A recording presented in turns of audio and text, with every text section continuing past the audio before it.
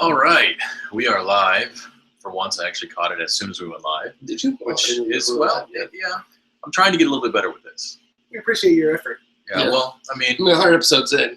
We would have figured you got that now, but... Speaking of 100 episodes, thank you for tuning in for our 100th episode. Woo! It's a milestone episode for us. That was the microphone.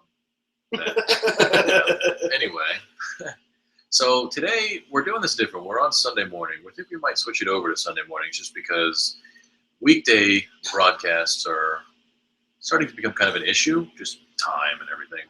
If you don't like it, it really doesn't matter because no one listens anyway.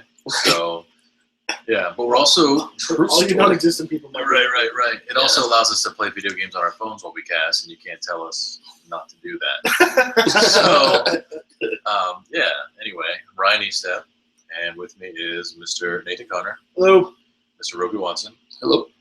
Yeah. So before we get started, I do kind of want to shout out to Not Another Podcast, because I was on another video commentary with them. You can find them at notanotherpodcast.com. And we did a commentary on a movie called Wolf Cop. Oh, yeah? And Wolf Cop. Wolf Cop is an amazing Netflix movie. A cop that is also a dog? Well, he's a wolf, bro, not a dog. He's a werewolf. A wolf. And looking at this, I think it's like 1.5, maybe 2 stars on Netflix. And they've already, like at the end of it, they've announced Wolf Cop 2. So there's that coming. Look forward to it. Yeah, but it's interesting. It's like it's a small little town, alcoholic sheriff deputy, and there's something sinister going on. Like the intro to this movie, is very sinister going on. It reminds you of a black metal music video because it's just poorly recorded and there's people in black cloaks walking through woods. Nice. You know the little descriptions for movies that are on the back of the cases. You should write those, right? You should write all of them. There's something sinister going on. Something sinister. That would literally be all of them. Yeah. This movie is a metaphor for STDs. Right.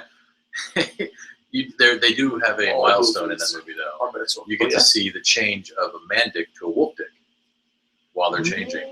Wow. Yeah, it's pretty special. I'm glad somebody finally did that. Attention to detail. Right. It's important. I'm glad somebody finally crossed that line. It was like, look, we need to know. And I believe it was... Does your man penis turn into a wolf penis? Is it different? It spurts blood as it does it too. It's pretty interesting. But kind of on a side note, though, the change. Ejaculates blood? Or just blood spurts out around? He's already urinating because he drinks too much, and then all of a sudden it's like blood, and then he starts changing, and shit gets real. So, yeah, it's quite the film. Now, sorry. Go ahead. Is that close up, like full frontal? Oh, yeah. No, you see this happen. Nice. It's in the hand, and it's man, and then fur. And you're just like, wow. But it's not just like fur, but it's like a unit. You can see. You know exactly what it is. Now I feel like we've covered, the lycanthrope penises. We should cover lycanthrope vaginas. Funny you should mention that. No, there's no lycanthrope vagina in this. However, I think Fright Night was the only other werewolf movie. I think it was Fright Night that had a sex scene with werewolves having sex. But in this one, there's a chick who dresses like Little Red Riding Hood and seduces the werewolf. Fantastic. Yeah, it's pretty impressive. Fantastic. Seduces the werewolf. But there's a twist, and I'm not going to tell you the twist. So there's a twist. She's not actually a furry? No, she's not actually a furry. Well, kind of. Twist. She's a scaly monster. It's interesting. The twist was good? I mean, for a 1.5, 2-star movie, yeah. It's fucking awesome. Were you more surprised by werewolf penis or by the twist? Werewolf penis. Okay. Because, this is 2015. People fuck random things all the time. That's true. But, yeah. I get fucked by random things. Right. This phone's awesome. I'm going to shove it in my butt. Yeah. I'm sure there's a whole subreddit on all of that. Oh, yeah. Oh, I'm sure there is. But, so... We did not go looking for it. We kind of had an issue, though, because the movie's actually kind of good. So we're supposed to be commenting on this movie, and we end up just long pauses of us just watching the movie. So, yeah. The commentary is probably kind of boring, but you should still listen to it anyway, because why not? Because it's awesome. Yeah. But anyway, so today, we're not going to continue to talk about wolf penis and stuff like that. We're going to move over to Daredevil, Yeah. Because as you know, Marvel just dropped it was a Friday night, right? It was Friday. Friday, yeah. They released their new Netflix original series, the Daredevil series. Yes. And what, 12 episodes? 13 episodes. One of us is done with it. The other is close. And me, I'm about 5 in. So we're not going to spoil a whole lot for you, but we're definitely going to touch on things we like. Oh, I Don't think spoil everything out. Oh, what's that? Okay, we are out. spoiler alert. well, It happens all the time. I think we're not going to spoil out everything only because some of us haven't finished it. So we'll go with that. That's never really stopped. Pretend like I care about you guys Or, that much. So, Or like I think spoiling it's really doesn't matter. also, we are also going to be putting this as an MP3 file on our website as well, so you won't only have to go. Yeah, no, RSG.com, or actually RSGPodcast.com. We should really start writing blogs for our website. Yeah, we really should. We should start utilizing All right. our stuff. I'll be like, yo, I was too lazy this week to write a blog. Well, it could be anything, really. We can discuss this. No, you know what? Fuck it. Let's do it right here. Well, we can talk about. Who cares? Yeah. We can talk a bunch of random stuff on there. I mean, you like Hearthstone, so you can talk about the. Yeah, I do like Hearthstone. They just dropped Yeah. the wing, didn't they? Well, they dropped the new adventure, Black Rock Mountain, which we talked about a little while back, but they do it wing by wing, like week by week. They release a new wing of the adventure, and the second wing hit on, I think, Thursday. And this one's got more Molten Core based. It's Molten Core based, yeah, because you're going through the different dungeons that exist within Black Rock Mountain. Right. So the first one was I'm surprised they didn't say Molten Core for the end. But for Nefarian's for the the end. fourth wing. Okay. This Yeah, that makes sense. Nefarian's the end. I gotta remember, Blackwing Lair, well, actually, Blackwing Descent's in there as well, so it's even, it goes all the way through Cataclysm, even really, technically speaking, Okay. as far as, actual content release goes. But, Right. yeah, they released some of the new class cards. This week wasn't quite as exciting. I think last week you got Thorician, who was a power legendary. Power. I beat a dude in a mage this week who was playing a Thorician. Played a Thorician, and then he played a secret to let him get like 2 extra copies if a minion died. He had one out already. Duplicate, yeah. Yeah, and so he duplicated his Thorician. And even though he played Thorician 3 times, I still beat him. It's a good Unlike legendary, you- but Or bad Power this game. lacking. it's a good legendary, but that's not how you get power out of Thorician. People who do that, it's not like an auto win for you. Yeah, You know? not. He's really good for combo decks, but if it's not a combo deck, and a tempo swing, but if it's not a combo deck, then, Well, the last time we played Thorician, he didn't even have any cards in hand. Wow, really? I'm like, that's pointless. Yeah, pointless. Thorician reduces the mana cost of your cards at 1 at the end of your turn. So, he's really good for like combo decks, but he's not. He's a good legendary. He's a very good legendary. He's not OP, surprisingly. Honestly, I thought he might be, but Yeah, he's really not. he's not. But this week, unfortunately, was a little less exciting. You get Major Domo Executus. Ooh, interesting. Yeah, which is kind of cool because when he dies, you become Ragnaros, kind of like the Jaraxxus card where like he replaces. You have awakened me too soon. But like it works like Jaraxxus, where you play Jaraxxus and Jaraxxus becomes like your hero. Right. So it's kind of like that, but it's not near as good because you only have 8 life. Like all the armor you have goes away. Your life, all that life you had goes away, and you only have 8 life. So you Which were means you basically better win. putting yourself directly into lethal range for almost anybody at this point. Right. So, it's not a great card. Major Domo Executus, he's not going to see tournament play. He's a fun card, however. But you got some warrior cards that came out. Axe Flinger, that's, I don't know. I think you can get a lot of value out of Axe Flinger, but it's, I don't know, it's not. It's a matter of figuring out how, for the most part. Right. Like the most efficient, best way to do it. Right. Kind of a lot of people want to get rid of him as soon as he hits the board, though. A lot of people don't like him being out. A lot of potential damage hitting their face. Yeah. Anytime he takes damage, he just shoots out 2 damage to the opponent's face. Oh, He has 5 life, so if you can hit him individually 5 times, that's 10 damage, to the opponent. Yeah, to the opponent that they can't stop or block or intercept with anything else, etc., etc. Other than armor. Right. I don't know. There's a couple other cards. Like I said, it was a slightly less exciting wing as far as the cards that came out, I think. But the AI bosses for the adventure were really fun. Gar was really fun. I highly suggest it. Checking it out again. You have it. You can buy the whole wing for like $25, I believe, or you can buy them individually, like $6 at a time, which ends up being a little bit more in the long run. I think there's a.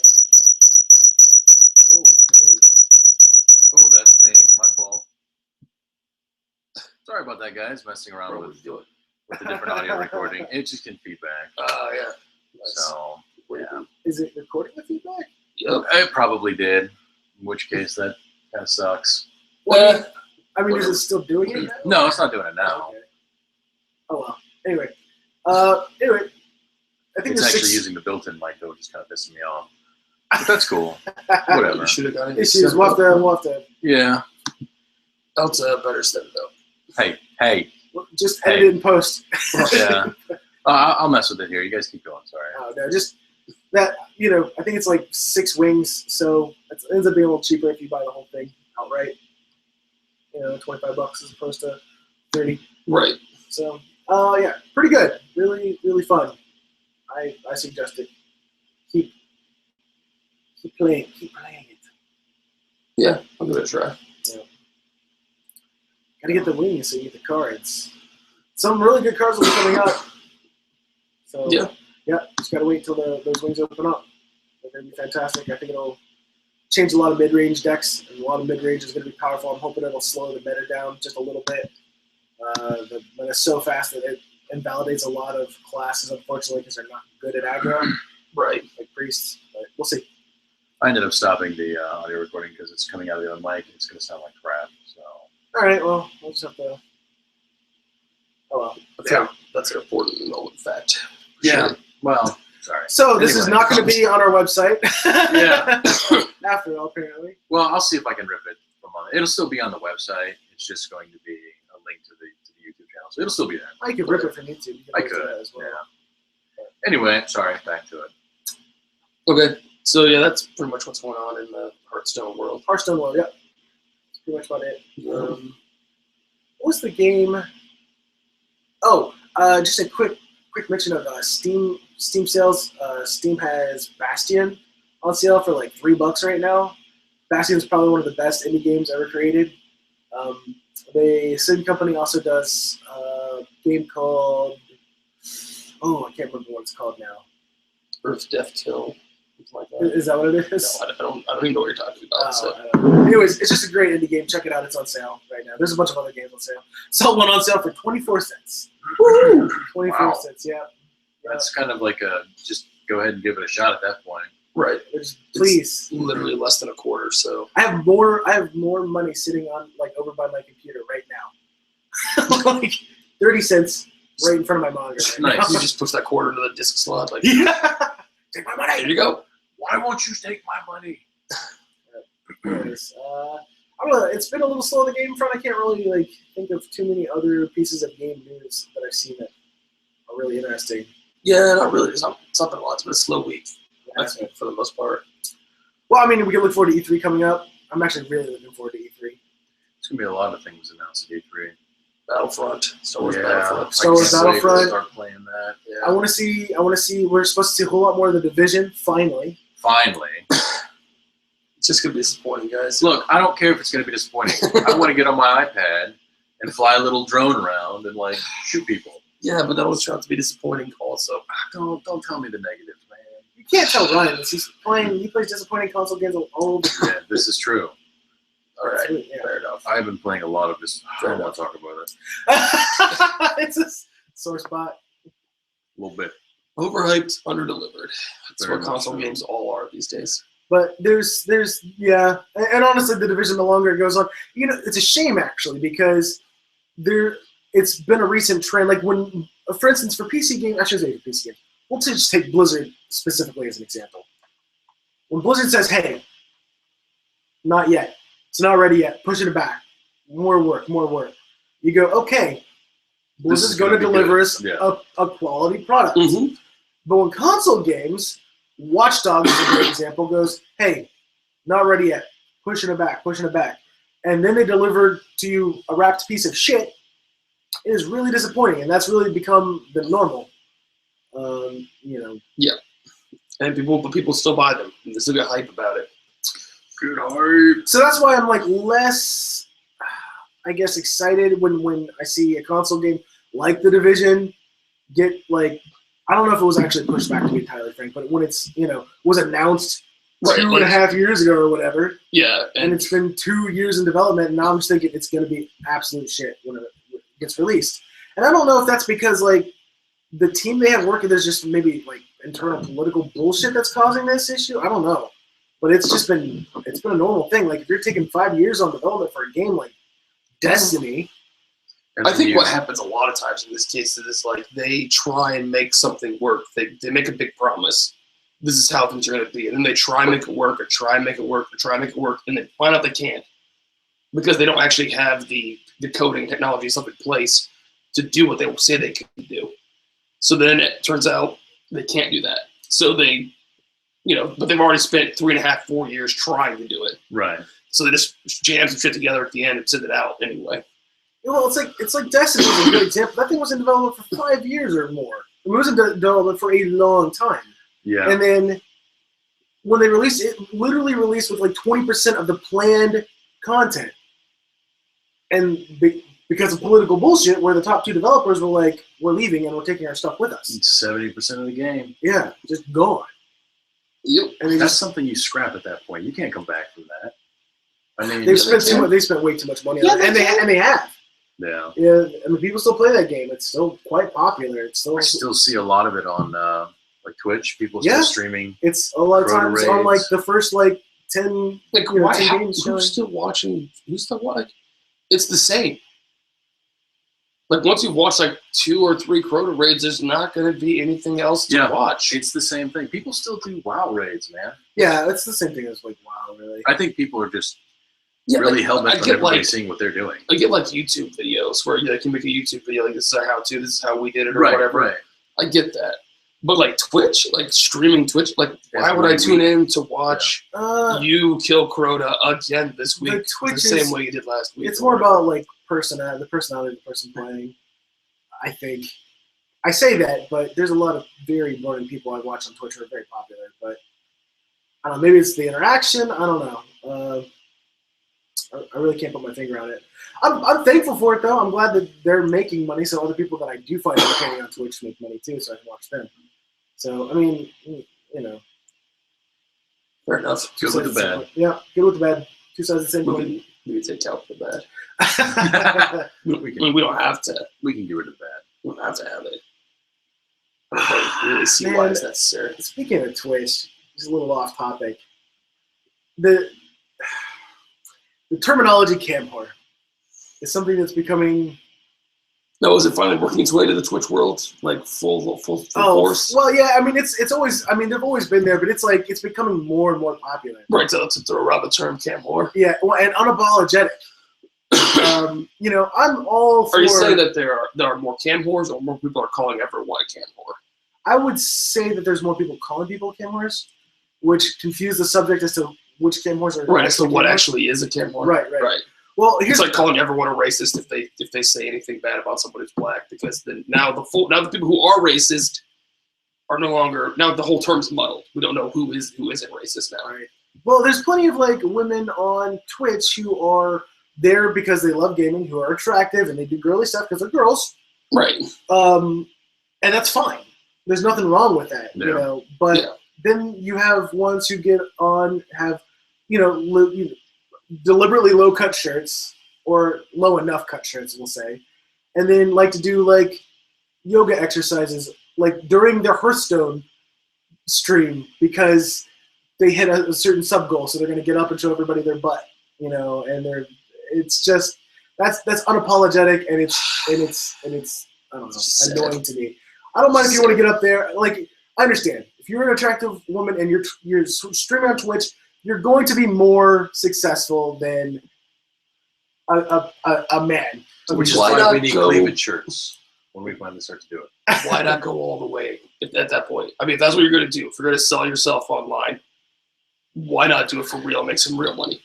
Well, because I think a lot of them don't like necessarily mean to do it for the sake of,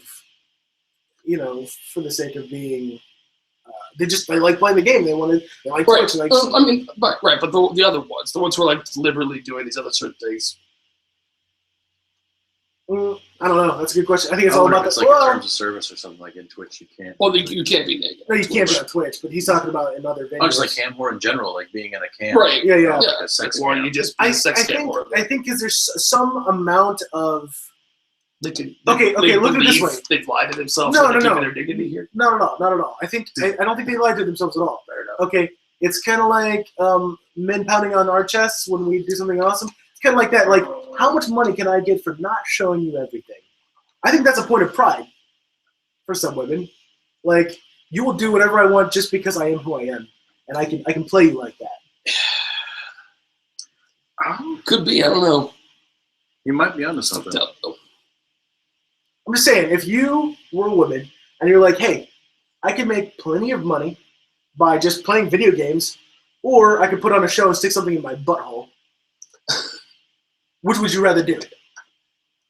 Play video games or put something in your butthole? I think it's pretty. It's a toss-up for me. I don't know. Do we see it? He's like, I really like sticking stuff in my butthole, so maybe. It's pretty good. Anyways, that's okay. Off topic. I apologize. We'll get back onto what we're talking about. Well, we can kind of just go right into Daredevil at this point because cam whores and stuff like that on Twitch, it's just gonna get us right back in that rabbit hole. So Yeah, Gamergate's still a thing, by the way. I found that out the other day. yeah. Gamergate's still a thing. People are still trying to do it. Yeah, and they've started getting a lot more of like women of Gamergate going. Oh. Yeah. Well, you know what? I'm willing to give this last bit of holdout a benefit of the doubt. Let me tell you why. Because, you know what? Never mind. I can't even convince myself. No, let's hear it. I was gonna say, well, if it was actually a thing, if Gamergate, if the whole like idea of, oh yeah, I'll wait till you're done since you're in front of the mic. They can still hear you. Okay, It's a 360 mic, like that guy's Flash. Right. Oh gosh. Anyways, well, yeah. Oh, we got to talk about the Burlesque show. Yeah, we'll talk about that in a minute. But the whole truth and journalism thing, it's an actual issue to an extent. And if they go ahead. Roby put his hand up. It's motherfucking gaming journalism. It has always 100% been a fucking shill for companies that make games. You're right. It has always been free advertising since Nintendo fucking Power came out, and that was the only source of news about gaming, You're right. which was put on by fucking Nintendo and paid for by fucking Nintendo. Yeah. Gaming journalism has never been journalism, ever. No, you're absolutely It's right. always been advertising. It has been. Always been advertising. What I'm saying is, if they want to create a... And the people who get into gaming journalism do it so they can get free shit because they know that's what they can do. Yeah. They know they can get free shit. Yeah. That's why they're in gaming journalism. Yeah. So they can get free games before you get them. So they can tell you what's cool before you know it's cool. You're not wrong. I'm just saying Don't pretend like there's any integrity involved. Oh, I'm not saying that there was... I'm not at all Punch everyone. insinuating that, like, this... them all. Just down the list. Yeah, I'm not at all insinuating that this, like... that this market, like, started with any kind of integrity, okay? It's not what I'm saying. What I'm saying is that they want integrity now. I'm okay with this. No. You can't do it like that. So you can. No, you can't. He says you can. Dude, what does this guy know? What are you talking? Why can't you? Why, how could you? How could you? They Yeah. have to do it themselves. They'll have to become. Well, okay, and all right, so the gaming journalism that we're talking You're about not going to be able to go in are and other change- people's. They're talking about reviews of games. That's always going to be an Okay, opinion, and it's never going to be facts. Okay. The facts about gaming No, reviews journalism. are fine. Reviews are fine. What I'm saying is, what they're talking about, I think mostly is like, for instance, if you're going to review an EA game, if EA comes and gives you or says, "Hey, I'll give you, Yeah. $30,000 to give me a good review or whatever," Mhm. it's way more than that. I don't actually know what kind of money EA throws around. But if they come Who over and does? they're like, "We're going to give you $30,000 to give us a good review," and you're like, "Sure," and you play the game and it's shit, and then you give it a good review, that's dishonest. enough. I understand that it's a opinion, but it's not the opinion of the person who's playing the game. It's the opinion of the $30,000 that he has in his pocket. So I think all they're really saying is that they hate women. That's okay. I think now we've come to a consensus. Yeah, I'm just saying I don't mind the thought. I don't mind the thought of, hey, I just want people to be honest with the reviews. I don't mind that sentiment. Problem is that's not what that's not what Gamergate started about. But I'm willing to believe that maybe these last holdouts actually care about that, and that's it. I don't. But not for a moment do I believe. I believe they've convinced themselves that's what they actually care about. And whether or not these last holdouts are actively still hating women or not, I don't know either. But it's not about video game integrity and video game journalism. It never has been. Because there's never been integrity. Even you know what I mean? Like even the people on YouTube are doing it for money. Everyone is doing it for money. That is what you do. That is the problem with all video game journalism. It's all being done for money. And at that point, once it's being done for money, they're going to say whatever they have to say to be popular, to make money. This is true.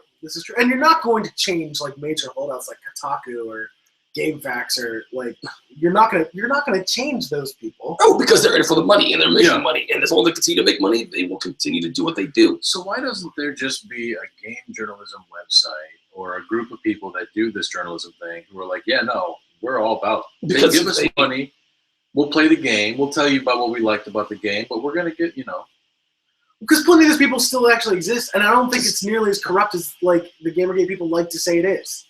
That's true. Okay. I've read plenty of terrible reviews for games that were indeed fucking terrible. And I've read some reviews, mind you, that were way better than they should have been. Right. Go find someone who you trust and do deal with that. That's the only thing you can do. Or just buy the game and play it. Yeah, there's always And if you don't like it, take it back.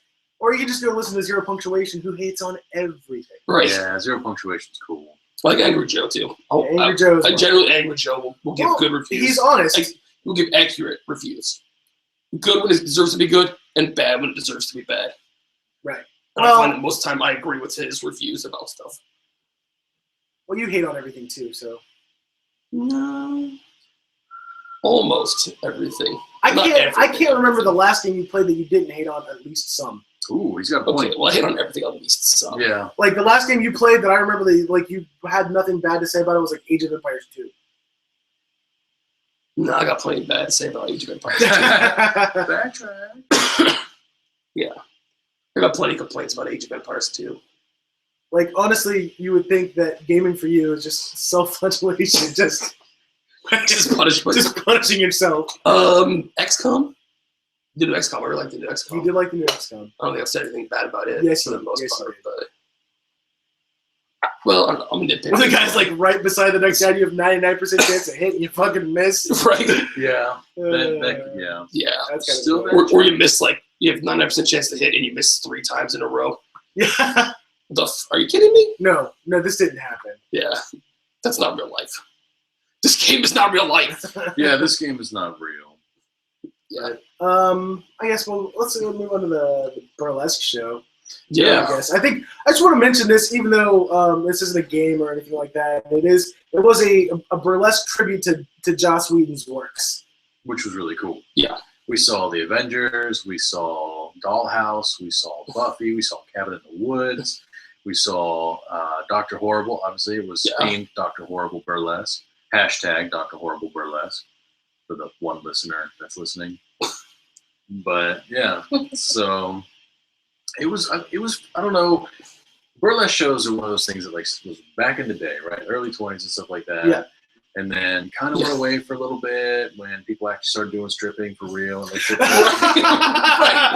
right. We relaxed the laws a little bit. We're like, just get naked. If she wants to get up there and show her hoo-ha to everybody, then let her show her hoo-ha. But exactly. Yeah. So okay.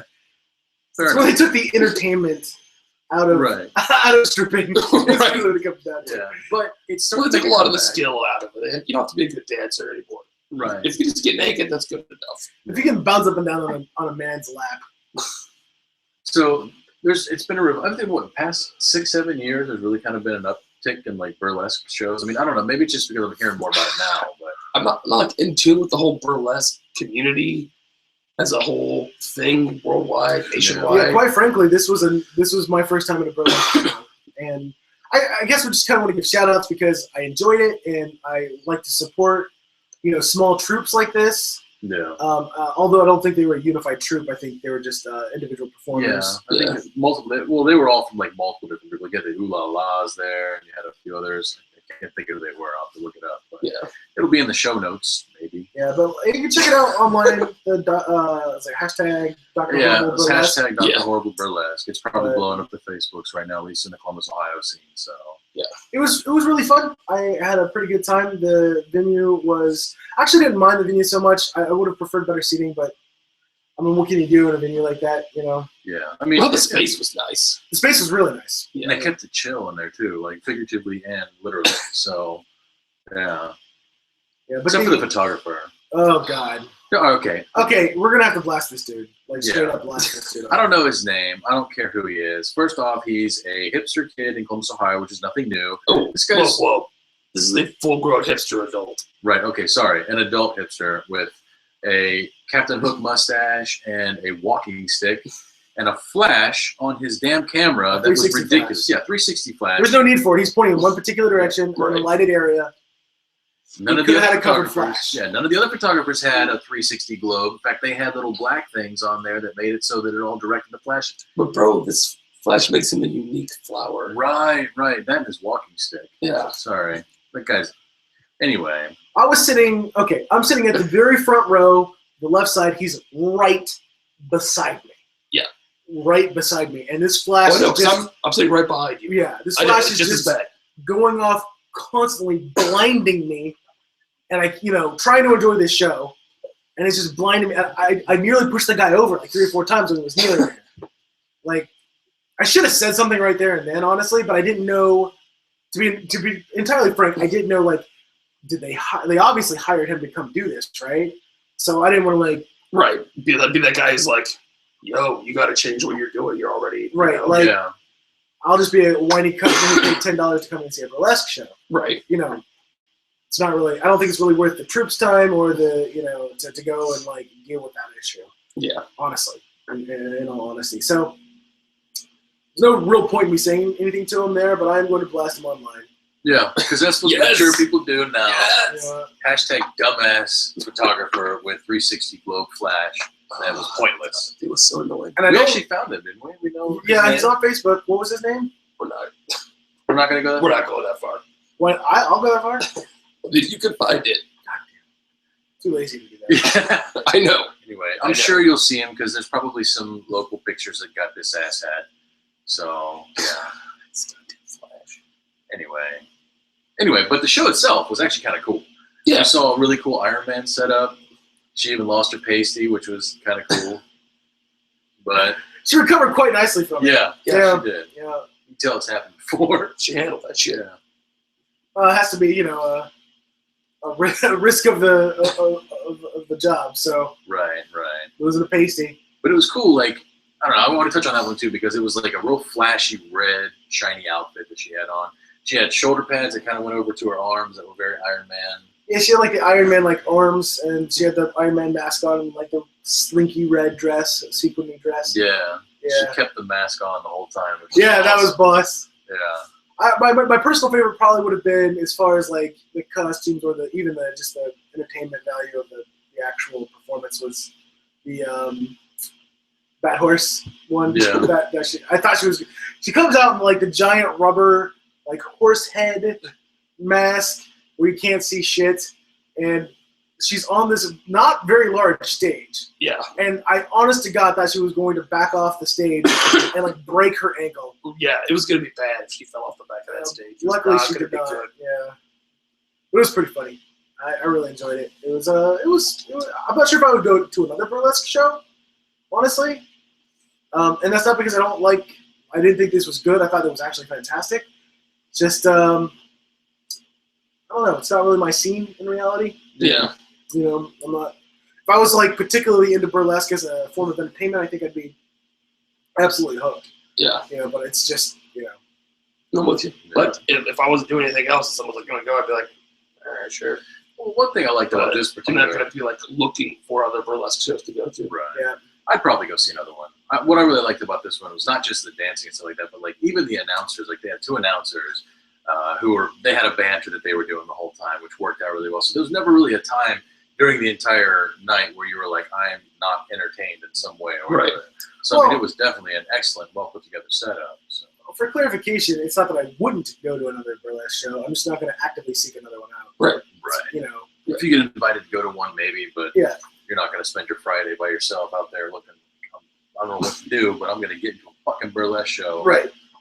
So. But it was well put on. I don't know. I liked the video. I enjoyed the show. I think the fact that I think a lot of the reason why I wouldn't maybe go see another burlesque show is this particular one obviously was a tribute to something that we're all interested in. Right. You know, yeah. The Marvel movies and Joss Whedon's works in general. If it wasn't about something like that, I don't know if I would go see it as much. Maybe. Some of the performances were really good. Yeah. Like some of the performances were actually, a real treat to watch, honestly. I think it also kind of made me realize how much about the Joss Whedon universe that I don't really know about. Because there was some things where I was kind of like, I had no idea he was involved with Atlantis. I had no idea that Roseanne Barr gave him his first writing job. I did not know that. What's the other one that I didn't know that much about? The one that was kind of Toy Story. Yeah, I had no idea he wrote Toy Story, which makes sense now that I look back at the movie and I think, oh, okay, yeah, that's. But which that guy was hilarious, by the way. They had a guy up there doing the burlesque dance for the Toy Story setup, and he had a toy Woody in his pants as his Woody, and then it started to like come on to him throughout the show with the recordings and stuff. It was kind of cool. Yeah, Woody, I like. Here you like your Woody and your Woody. So you got your Woody. Yeah. Your Woody while you're Woody. Yo, dog. Yo, dog. Yo, dog. Yo, dog. Well, let's get on to Daredevil. We've spent a lot of time talking about Daredevil. So get on Daredevil. So, Ruben, why don't you start us off because you're the one who dived in first on that.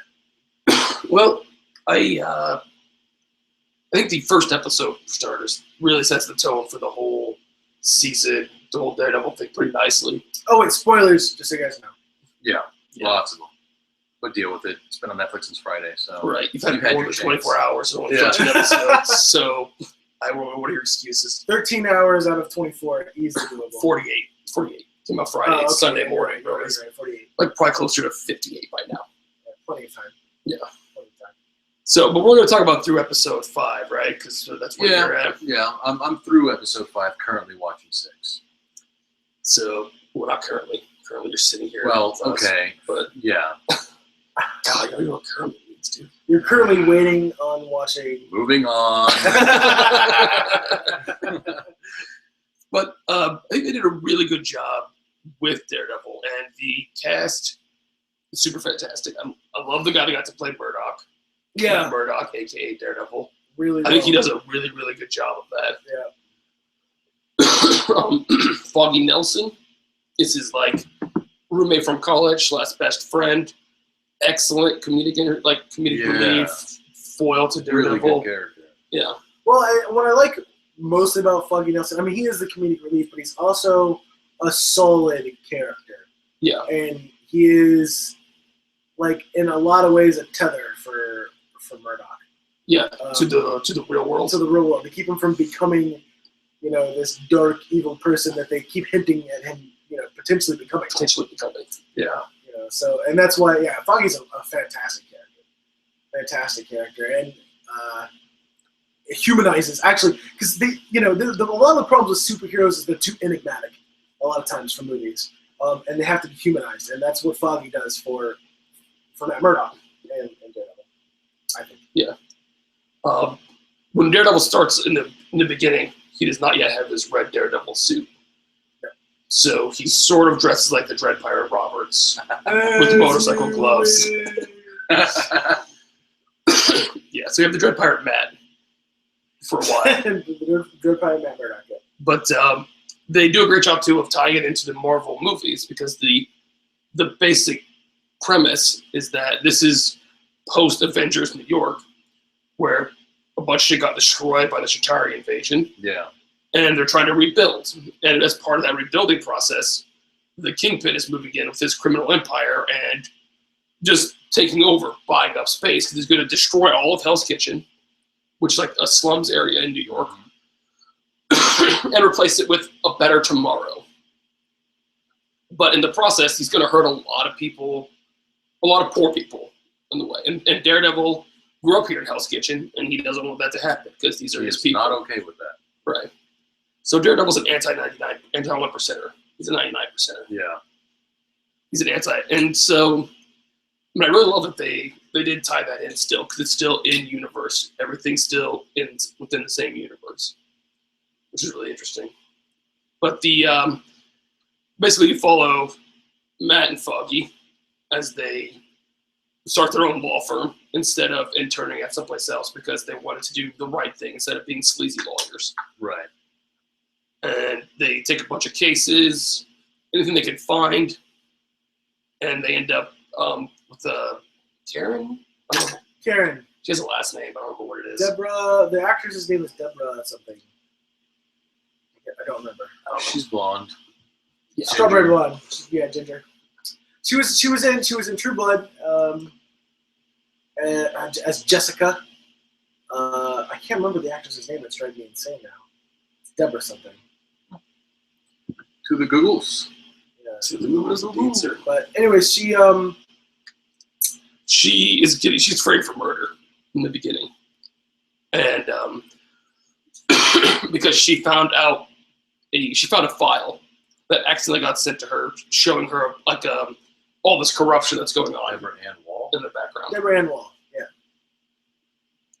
So they end up framing her for murder and trying to take her out. The evil empire does, but we don't know who it is yet. Unified Alliance or something. Yeah. Was the corporation, I think, at that point. Mm-hmm. Yeah, something like that. Shadow Corps. Yeah. Well, no, they're like a big corporation. They're like a big construction company or whatever, but they're being run by people in the shadows. Ah, that's right. Yeah. She gets introduced by basically ending up Foggy and Matt end up being her lawyers, and because Matt knows what's going on, he ends up saving her and everything. So that's how she gets introduced in the series, but she's also a really good character. Yeah. I thought her character would be annoying to me, but it's not. Like, she's actually very dogged, and I really like the fact that she's like just pursuing this. I wouldn't call it revenge. That's partly motivated by revenge, but also a lot motivated by protecting the innocent people that are getting hurt in this like giant crime takeover. Right. Yeah. And so I don't want to know too much of the story. I don't know for sure, like how much Ryan knows. Yeah. Well, okay. So for me at this point, the farthest part all right. Let's go to the episode where Kingpin decapitates the Russian guy. That's as far as I've gone. That's a major spoiler. Well, okay, yeah. So one of the main crux of the because the bad guy story is as prominent as the good guy story in the series. Right. Who do we have as the bad guys? We have I can't think of that. Well, obviously Kingpin, who's played by Vincent D'Onofrio. Right, and we're sort of seeing the rise of the Kingpin, Yeah. as well as the origin story of Daredevil. Right. And Is so it Wu? What's Madame's name? Madame Gao. Madame Gao. That's right.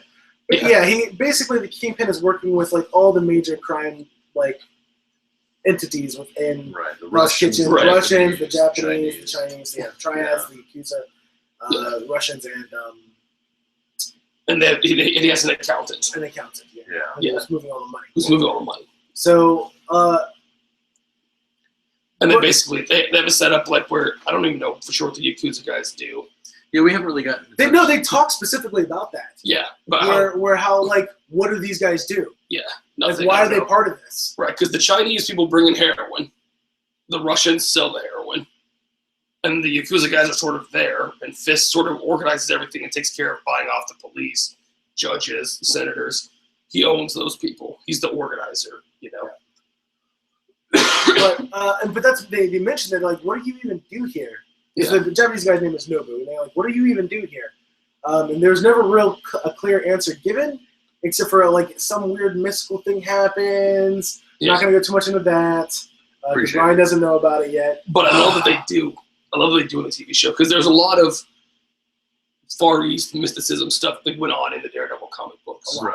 A lot of that sort of stuff went on in the Daredevil comic books, and I'm glad that they're not just leaving it out. Yeah. That they are bringing it in. They're bringing it in. Like when Stick showed up, I was super happy. Yeah. And honestly, I like the guy they got to play Stick. Oh, he was great. He was Great. fantastic. He was a great Stick, I thought. Yeah, good Stick. It sounds weird when you say it like that. Yeah, it's good Stick. Really That was good some great Stick. That was a good Stick. I like that. I like it when that Stick does that. But no, I really like Stick. Yeah. Stick's character, and which introduced. I mean, they've already hinted at the Hand being part of this, which is fantastic because that was really, if there was anybody that was like Daredevil's like main opponent, it was never any one person. It seemed like it was always like the organization that was the Hand. Yeah. I guess you could say Elektra, but that was like an off and on kind of weird relationship. Right, Elektra is Catwoman. Yeah. She's Daredevil and Batman. Yeah, absolutely. Elektra's Catwoman. Sometimes she's good, sometimes not. Yeah. So so I'm pretty excited about it. The dude that they showed, like, it's not really a spoiler, but okay. You haven't seen this episode, but the dude that Stick was talking to looked fucking boss. Like, the guy's size and the way he was sitting, he just looked like a beast. And he was scarred the fuck up. Yeah, he had a ton of scars. He looked awesome. Yeah. It was honestly, that shot was very comic book-esque. And I really enjoyed it. When you get to the end of the 13th episode, they leave us with a classic Daredevil moment. Nice. Yeah. Nice. I'm like, that's how we wrap it up. Nice. Well, and the guy they got to play Murdoch, like, has the physical. Well, I mean, he has the physical look as well, but he also has like his physical movements and the way he stands. Very Daredevil, and he does an amazing job at doing that. Yeah, and it gets even better. Oh, that's fantastic. It gets even better. And there's a couple of scenes in the last couple episodes where you're like, now we're really getting to Daredevil. Like now he's really Daredevil. Like he's turning, standing with his like arms like slightly out, and then like his neck just touched it just a little bit, like he's listening. Yeah, you know. He does a really good job of that, of like really convincing you that he's blind too. Yeah, which is hard to do. Yeah. He does a really good job of convincing you that he's blind. Even in the scenes where he doesn't have his glasses on and you're seeing his eyes, they're never really blinking. They're never focusing on one thing. They're literally just stationary with his head all the time. Yeah. So it's really cool. He does a really good job. And I like the fact that Kingpin is not just a mastermind, but he's a large and very physically powerful person. Like when he crushes that dude's head in the car door. Yeah. Or that whole fight scene with that guy in general. He's like, he's pounding that dude. There's no skill. He's just raw brute force. Which is what the Kingpin always was. Right. Yeah, just super, super strong. I really like what they've done with Kingpin in general because they've made him a much more, like in the comic books, he was just like a crime boss. Yeah. He didn't have the dimension that they're giving him now. And that's what makes a good, like, story. Well, he's a really good villain. He's a great villain. Because he's sort of, both Daredevil and the Kingpin are sort of moral gray areas. Yeah. Where they want what they think is best. You know, and is either one of them necessarily right? It's really their methodologies that's different. The Kingpin wants the same end result as the Daredevil, but he's willing to kill, maim, hurt, and murder innocent people to get there. Right. Meanwhile, the Daredevil wants the same thing, and he has to decide if he's willing to kill, maim, hurt innocent people to do so. Well, or people who may or may not be innocent. The thing is he focuses on only hurting and maiming bad people, so to speak. And maim he does, man. He's breaking bones. And that series is very graphic too. It's very graphic and brutal. Like everything is just serious. Yeah. But the violence in it, the blood stuff, it's not overly gory, but at the same time, there's blood when there should be blood. Oh yeah. And stuff like that. It's much more, I think it's much grittier than the movies are. Yeah. Like all the heroes in the movies are rock stars. Which kind of gives me hope for Deadpool. I mean, if they're willing to go this far on a Marvel name, granted it's Netflix, I get it, it's Netflix. But Fox is doing Deadpool. Oh, never mind that. Well, we won't touch on that. It's been confirmed to be rated R though, so.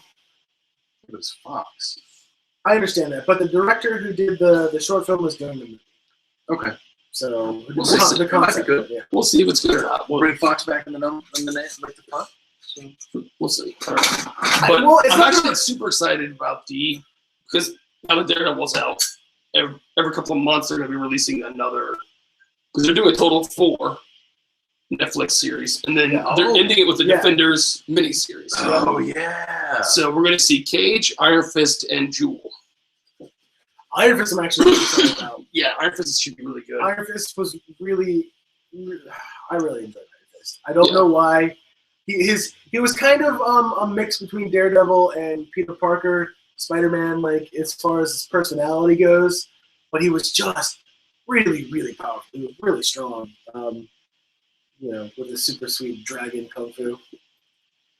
Yeah. Well, it doesn't help that Jewel's story is going to be as dark and gritty as it should be. We'll see. Really should. Well, it has to be. It is not a happy story. No, not at all. It is not a happy story. Not at all. And it gives me hope that it will be as dark and gritty as it needs to be. And then eventually the Defenders are going to tie into the movie universe as well, as my understanding.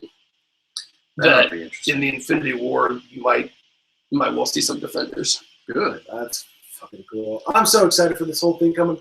Like, it's interesting because I don't know if Joss Whedon did. Well, obviously somebody like gave him the go ahead, and I don't know how much of this was Joss Whedon's. Like, I know he's not involved with everything. I get that.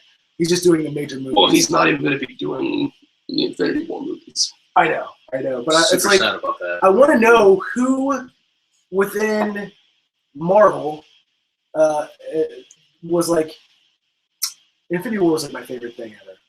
We're going to do like a 15-year spanning of movies and shows to get to that point and do the Infinity Wars. I want to know who came up with that. I think it was Kevin Feige. It's all was it Feige? Because it is a thing of absolute beauty. Yeah. Right now, like they have just what we have out. We have multiple like Avengers movies, and I'm talking about the different characters. We have the actual Avengers movie and the second one coming up. We have Marvel's Agents of S.H.I.E.L.D. Now we also have Daredevil. We're also going to get, like you said, Luke Cage, Iron Fist, Jewel, and the Defenders. All connected. Right. It's all connected, and it's just an absolute thing of beauty. It's actually has, in a lot of ways, more, I guess, ties to each other than even the comics did. Right. This is true. And that's, I don't know, I'm really, really looking forward to it. Yeah. I'm really looking forward to it. Well, they managed to create like a whole new universe with world and populate it with the people who we want to see. And in a way that, like, reimagines those heroes beautifully. Beautifully well done. Like, Iron Man, like Tony Stark, Robert Downey Jr., changed that role. Changed who Tony Stark was. Yeah. Changed who Iron Man was. For the better. I like for the better, right? Yeah. For the better. Iron Man comic was kind of a dick. He really was. He was a dick. Well, he's billionaire playboy. Yeah, but he was more than inventor. He wasn't a nice guy. He was more than just like Tony Stark's kind of a dick, but like the movie Tony Stark is kind of a dick, but he's a dick in like a cutesy way. Yeah. Where everybody still likes him. Yeah. But he's kind of a dick. Tony Stark in the comic books was just a dick. That's not good. He was. So I mean, a lot of the characters are very much the same. You're not going to do much changing of, like, let's say, Captain America. Right. Well, if anything, I think Captain America has more depth now than he ever did in the comics. I shouldn't say that. That's not really true. I think he has different... The internet just went mad. They're like, okay, it's cool. He's got different... He has different depth, and he has depth quicker than he got in the comic books. That's true. Because the original Captain America was just, like, anti-Nazi campaign. Yeah. Yeah. Like, over and over and over again. Right. And then eventually got around to like developing him as a character as opposed to just like the pure Boy Scout, So humanizing him some. Yeah. Yeah. And I mean, some of them haven't changed, but they've done a really good job with like the reimagination of Thor, the reimagination of Loki, the reimagination of like the Scarlet Witch, Hawkeye, all of them. Well, I think that Kingpin might be the best villain since Loki. Ooh. In the Marvel universe. I'm going to have to agree with that, though. I really am looking forward to Ultron. Ultron could be good. I'm not saying we haven't seen Ultron yet. So. Right, no, I'm just saying I'm looking forward to it. But, like, the bad guy in Thor 2, I don't even remember his name, nor do I care. Well, he was a nobody. The whole thing was a nothing. That seems like a story that was maybe like a 3 comic book thread, kind of like the Dark Knight trilogy, where they just kind of were like, you know what? This was kind of a cool war story. This would be good between Thor and Thor 3 or whatever. It was just a way to introduce another Infinity Stone. Yeah, that's exactly what it was. Yeah. And they needed somebody to be the bad guy to have a reason for this Infinity Stone to enter the world. Yeah. So they created the Dark Elves. Right. I mean, Dark Elves exist. Right. But they're not like a major player. So. Yeah, I don't remember his name either, but I enjoyed it. Well, he wasn't in most of the movie. Yeah, it wasn't. You guys want to go ahead and start wrapping it up? Yeah, I think we're good. I think about done. Just as far as Daredevil goes, watch it. It's actually excellent. That would be my review. Would be probably 9.5 or 10 out of 10. Honestly, it's really good. Well, it was the first thing I saw on Netflix. Like when I pulled it up, where it immediately started with 5 stars, like in the red before I got. It deserves a 5 stars. And I was like, wow. Because people on Netflix are hard. It deserves 5 stars. I only give it a 9.5 out of 10 because it has a tendency to do the same thing that Arrow does with a lot of flashbacks. Now, there are quite a few flashbacks. They're important flashbacks, but I, in general, dislike flashbacks, so I can only take off 0.5 simply because it's a personal issue and not a... The flashbacks are good. Right, and they make sense, and they're not overly... I think they're not quite as bad as Arrow, but... Yeah, Arrows went on for, like, episodes. Right. So... Arrow's flashbacks were, like, literally, like 30 minutes. 30% of a show could be flashbacks in the Arrow without too much trouble. Yeah. They're never that much. Side series. The flashbacks of the Yeah. You could probably you could probably fill the entirety of the time of season 1 of the Arrow with the flashbacks that they have. Oh, yeah. Almost easily. Anyways, go watch it. Yeah. Check it out. It's fun. It's cool. It's new. It's awesome. Yeah. Yeah. Anything else, sir? Yeah. Well, again, thank you for joining us. That was our milestone 100th episode, guys. Episode. 100th Yes. episode. Yes. Join us next week for our 100th episode. We have a guest star next week. Oh, yeah? Scarlett Johansson will be joining us. Oh, Yeah. awesome. Yes. That's good. Yep. That's good. Tune in for that. Yeah, it's gonna be great. It's gonna be awesome. It's a rare treat. Yeah. We'll finally get to ask her what the hell about Lucy, Right? and what the hell about Major Kusanagi. Yeah. So True enough. anyway, yeah. Thanks for joining us. Check us out, rsgpodcast.com, Twitter at RSG Podcast, Facebook, Random Subject Generated. And yeah, have a good night. Or don't. Bitches.